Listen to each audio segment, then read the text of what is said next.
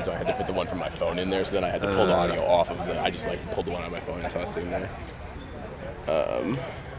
And so I was like pulling it off and like was listening to it to make sure it was all good before I gave it to Andrew, and it does really well. So if you can hear it all right, then it's probably picking it up.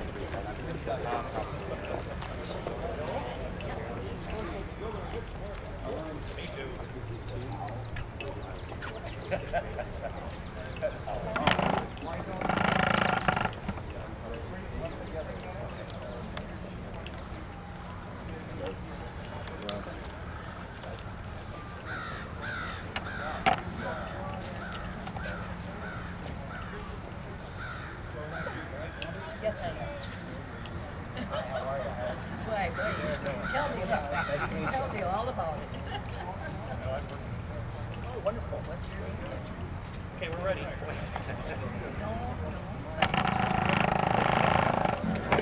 You're on? Yeah, good. Yeah, I just,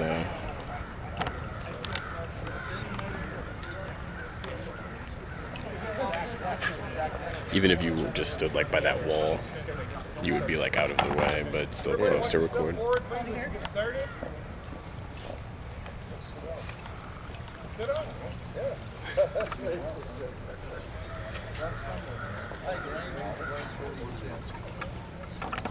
Bert, how are you, Ken? Pastor, how are you? Good.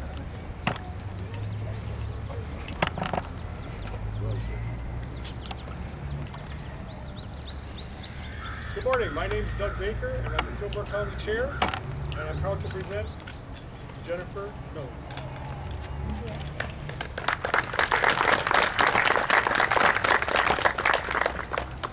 First of all, I want to thank all of you for coming here today. It's a very exciting day for us. I'd like to start off by quoting anonymously a wise leader. If you concentrate on finding whatever is good in every situation, you'll discover that your life is filled with gratitude, a feeling that nurtures the soul. As Aaron's wife, I'm overwhelmed on a daily basis on how he can fill his day with satisfaction from so many avenues. He successfully outperforms daily on whatever he sets out to do. His parents have said repeatedly to me that ever since he was a small child, he excelled in whatever he set his mind to do. As you can imagine, that makes for very proud parents, proud children, and a proud life. Aaron and I are different people, but with the spirit of understanding and wholehearted support, together we've accomplished much, both individually and as a team. We truly complement each other's qualities and talents, and I'm enormously impressed with Aaron's integrity in every situation. And trust that all of you will believe me when I say Aaron will be an effective and remarkable congressman.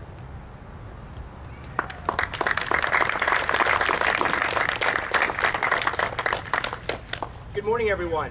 What a great morning. Ladies and gentlemen, my name is Aaron Miller, and after visiting with family, friends, and supporters who have encouraged me, I am announcing my campaign to become the next congressman for Minnesota's 1st Congressional District. I'd like to thank my wife, Jennifer, my daughters, Emily and Abigail, for their love and support as we start out on this journey.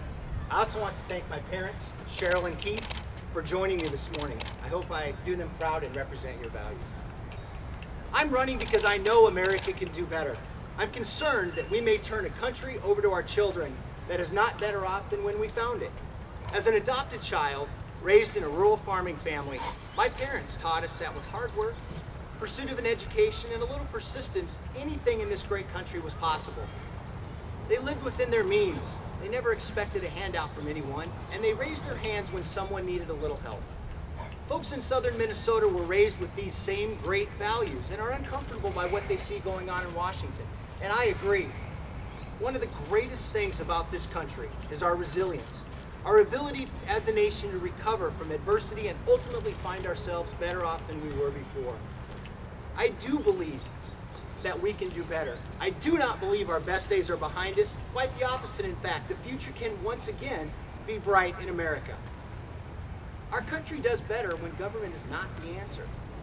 Right now, our debt is approaching $17 trillion. That's roughly $53,000 per person for everybody in this country. And we're adding about $900 billion to that amount every year. We're way past passing it to our children. We're now passing it on to their children and to theirs. America has to learn to live within its means, and it starts with government reform.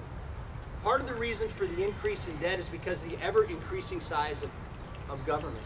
You know, one of the most prosperous areas and counties around the country is around Washington, D.C.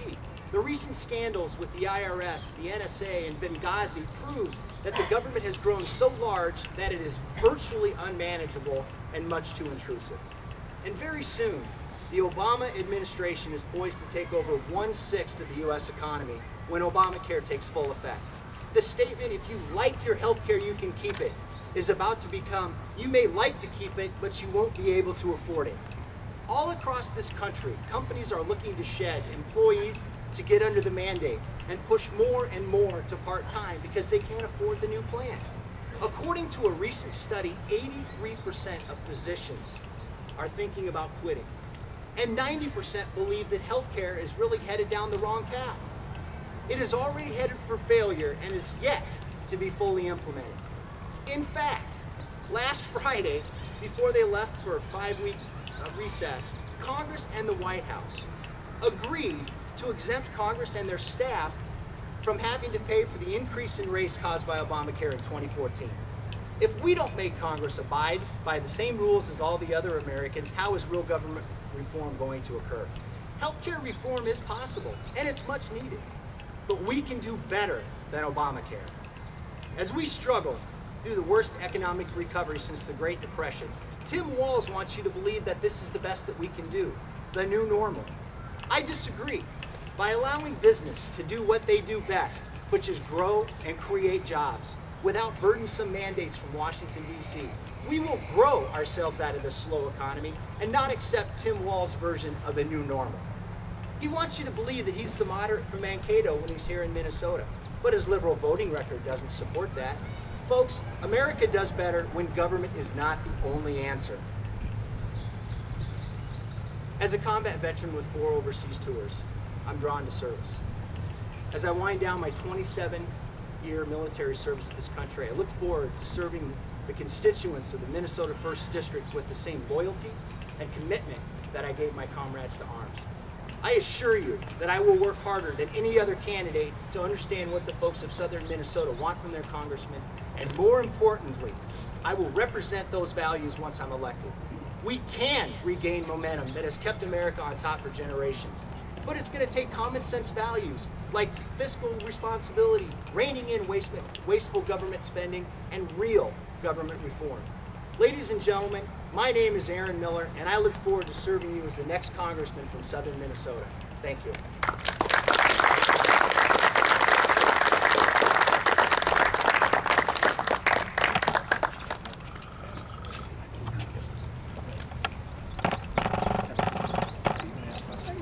I wasn't really Right?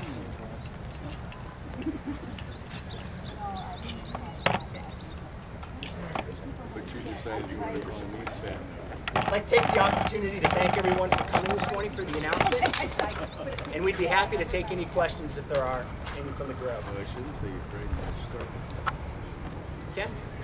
I have a question there, and you had mentioned before about small businesses kind of trying to reform their healthcare packages.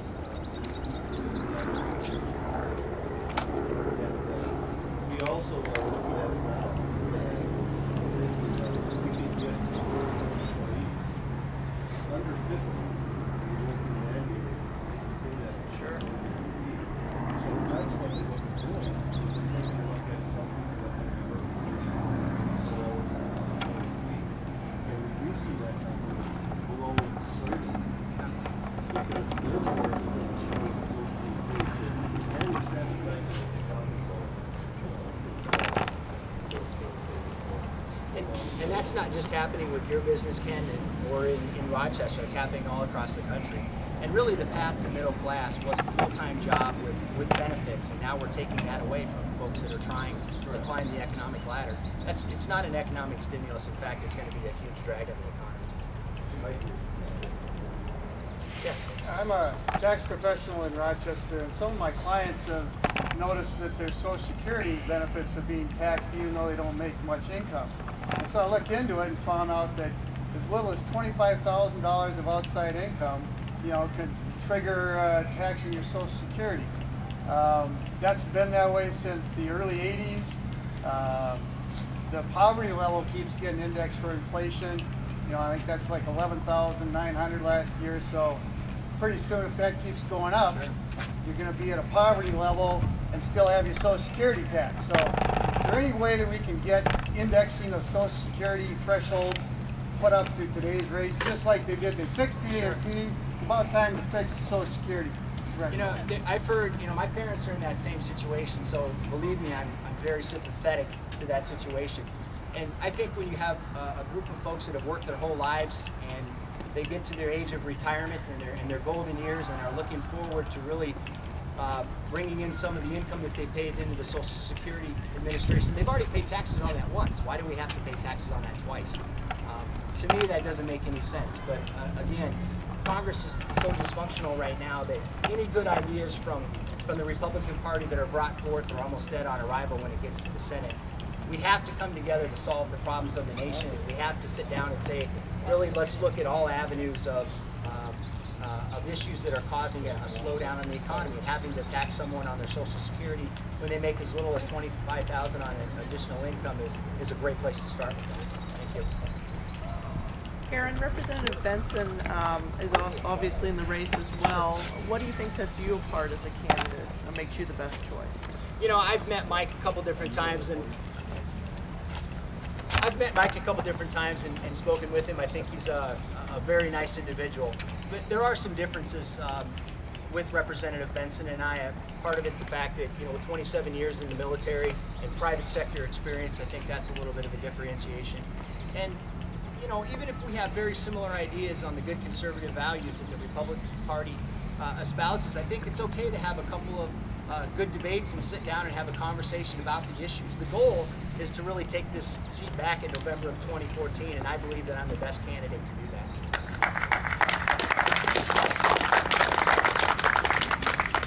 Yes? You said that you were an adopted child? Yes. How did you get where you were? Through the love and good fortune of being adopted by my mother and father. I was adopted, and I was born in Iowa City, Iowa, and my parents adopted me, and I grew up in a Christian home knowing from day one that I was adopted. And how old were you? I was very young. 2 weeks. 2 weeks. 2 weeks old? And it was something that was never hidden in my family. It was celebrated. I remember my parents saying as I was growing up that they chose me. So I think it's a wonderful opportunity. Representative Kwong? My son has friends that are still serving and friends that gave their lives. And it seems as if over the last few years, instead of things getting better at the VA, it's gotten worse. Can you say anything on that, since you also have comrades? Absolutely. On a daily basis, we have sons and daughters and husbands and wives that raise their hand to protect and defend this nation against all enemies, foreign and domestic.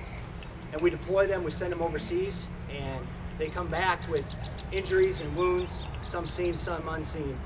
And it's our responsibility as a nation, and it's a solemn responsibility, that we do everything that we can do to support their recovery and to support their family through the healing process.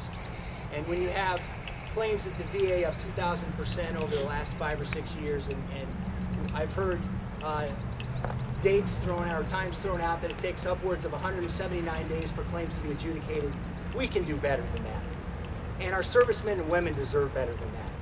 And when Congress was really what I would consider more functional than they are today, we can argue about the era, but the 50s, the 60s, and the 70s, 82% of Congress at that time was veterans, either combat veterans or veterans. Right now it's below 19%. There's a lot to be said for the representatives and the senators of this country that have served in the military. Before they make a vote to deploy American soldiers overseas, it certainly helps if they've walked a few miles in the boots. And that's something that, if I'm elected, I'm definitely going to put as one of my top priorities because we deserve our returning veterans better than they're receiving now.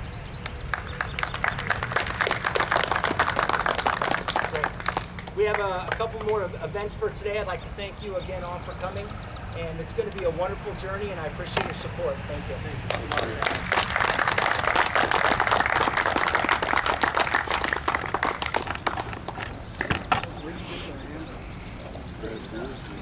Gene, how are you? Glad you're here. Absolutely, I can. Gene?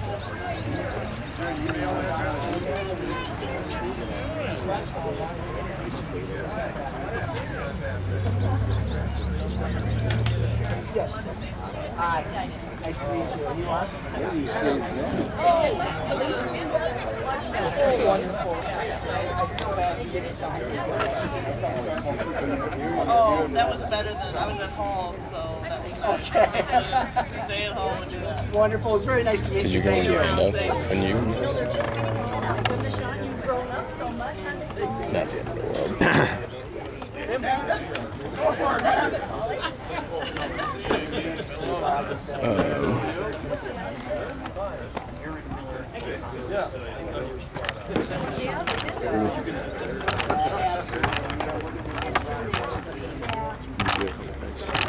What? You get a couple there? Yeah. Nothing particularly illuminating, but...